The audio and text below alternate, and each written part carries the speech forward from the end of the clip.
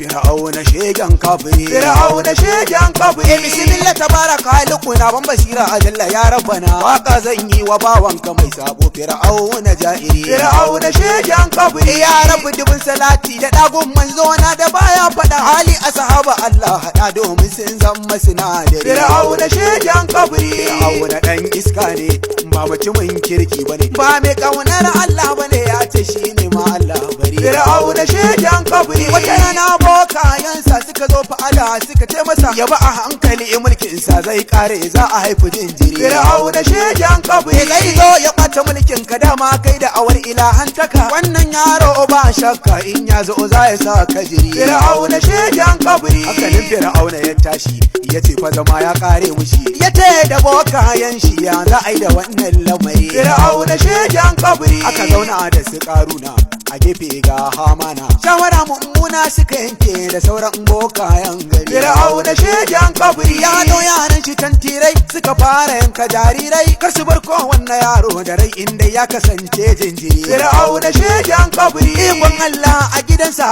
anan ne aka raine sa, ma'ana dai annabi Musa shine ya kashe mana kafiri. Fir'auna shegen kafiri. Amma matarsa Asiya ita ta kasance waliya, tana da tsarkin zuciya ba kamar Fir'auna ba kafiri. Fir'auna shegen kafiri. Annabi Musa ya tasa har ma Allah ya aiko sa, ya fara ja da mulkinsa ya sa a jikin Fir'auna bari. Fir'auna shegen kafiri. Yace Fir'auna ƙarya kake da kace kai ma Allah kake, ni na san kai bawa kake kamar kowa ka ji ja'iri. Fir'auna shegen kafiri. Fir'auna ya tara jama'ar sa ya ce a zo a yi gasa mu kure annabi Musa ya tara duk masu sihiri. Fir'auna shegen kafiri. Bayan jama'a sun yi ayari sun zo daga dukkan gari domin shiga wannan al'amari yau za a kure masu sihiri. Fir'auna shegen kafiri. Kowa ya yi kulumbotansa ya saki duka macizansa, shi ko da ya saki sandarsa sai ya cinye duk na masu sihiri. Fir'auna shegen kafiri. Masu zafi sun kai mamaki suka ce ikon ga sai sarki, ma'ana dai rabbulin mulki suka ce sun karɓi wanga lamari. Fir'auna shegen kafiri. Fir'auna ido ya raina fata